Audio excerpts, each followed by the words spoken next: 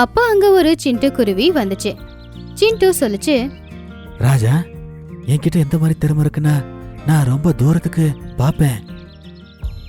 ஆனா நீ ரொம்ப தூரத்துக்கு பாப்பேன்னு நான் எப்படி நம்புறது? நான் அதை நிரூபிக்கிறேன்.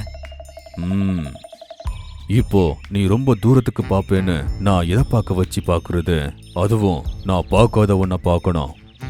ராஜாவோட மந்திரியான காகம் ராஜாவோட காதுல சொல்லுச்சு, ராஜா, உங்களுக்கு அந்த ஏரி ஞாபகம் இருக்கா? இங்கிருந்து ரொம்ப தூரத்தில் இருந்துச்சுலாம். அதை பற்றி நம்ம 2 பேரை தவிர யாருக்குமே தெரியாதுல்ல. நாம் எதுக்கு அதை பற்றி கேட்கக்கூடாது? அது இதுக்கு தெரியுமா? ஆமா, நீ சரியா சொன்ன.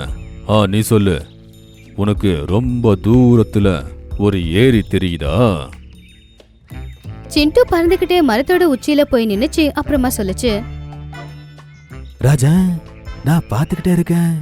இங்கிருந்து தூரத்துல காட்டுக்கு நடுவுல ஒரு பெரிய மரத்து பக்கத்துல ஒரு ஏரி இருக்கு.